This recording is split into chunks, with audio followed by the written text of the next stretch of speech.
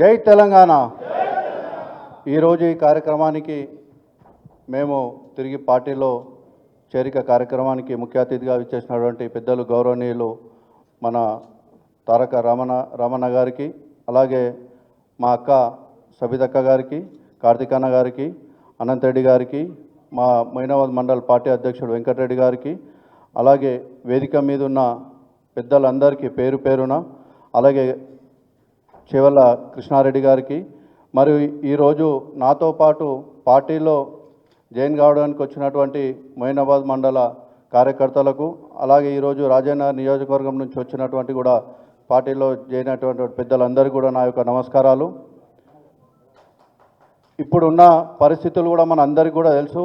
ఈ ప్రభుత్వం ఎట్లా చేస్తుంది, ఏం చేస్తుంది అనేది నేను రెండే విషయాలు చెప్పదలుచుకున్నా. ఎందుకంటే నేను మొన్నటి వరకు సర్పంచ్. మేము తెలంగాణ మన బీఆర్ఎస్ ప్రభుత్వంలో ఒక సర్పంచ్ అంటే గల్ల ఎగరేసుకొని తిరిగేటట్టు ఉంటుంటే మేము. ఎందుకనంటే ఆ రకంగా మన పెద్దలు కేసీఆర్ గారి నాయకత్వంలో ప్రతి గ్రామంలో ఊరూర అన్ని డంపింగ్ యార్డులు కానీ, క్రిమిటోరియాలు కానివ్వండి, మిషన్ భగీరథ నీళ్లు, రోడ్లు, సీసీ రోడ్లు, 24 గంటల కరెంటు, ఈ యొక్క అభివృద్ధి కార్యక్రమాలలోనే మేమే గొప్ప చెప్పుకుంటుంటిమి. ఎందుకనంటే మేము ఈ టర్మ్ సర్పంచులమైనామంటే మేము అంత అదృష్టవంతులు ఇంకొకరు లేరు అని.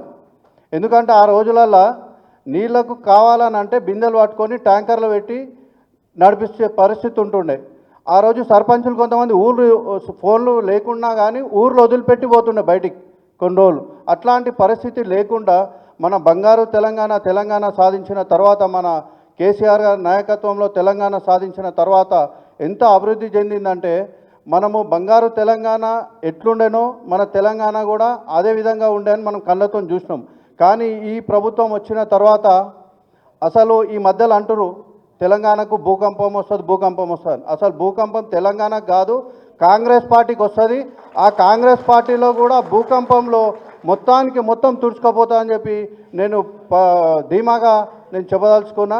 అలాగే ఈరోజు ఈ కార్యక్రమానికి నన్ను ఆహ్వానించినటువంటి మా గురువు సబితక్క గారి నాయకత్వంలో నేను మళ్ళీ క్రియాశీలకంగా పనిచేస్తా. ఎందుకంటే మేము ఇంద్రన్న శిష్యులం, మాకు రాజకీయం నేర్పిండే ఇంద్రన్న. కాబట్టి ఆ రోజు నుంచి ఇక్కడ ఉన్న స్టేజ్ మీద ఉన్నటువంటి పెద్దలందరూ కూడా, మైనాబాద్ మండలి ఉన్నటువంటి పెద్దలందరూ కూడా ఇంద్రన్న గురువు ఉండే. కాబట్టి ఆ గురువు నేర్పిన విద్యతోనే మేము మా అక్క సబితక్క గారి నాయకత్వంలో, మరియు కార్తికన్న నాయకత్వంలో, అనంతరెడ్డి గారి నాయకత్వంలో మొత్తం పార్టీని కూడా రేపటి నుంచి మొత్తం సంస్థాగత ఎన్నికలు వచ్చేంత వరకు మరియు క్రియాశీలకంగా పనిచేస్తామని చెప్పేసి అందరి కార్యకర్తలకు కూడా అందుబాటులో ఉంటామని చెప్పి మరొక్కసారి తెలియజేసుకుంటూ, ఈ అవకాశం ఇచ్చిన పెద్దలందరికీ కూడా ధన్యవాదాలు తెలుపుకుంటూ, జై కేసీఆర్. కేసీఆర్ గారి నాయకత్వం, కేటీఆర్ గారి నాయకత్వం, సబితక్క గారి నాయకత్వం. జై హింద్, జై తెలంగాణ. అన్న నవ్వుతామన్నా, థ్యాంక్ యూ అన్న.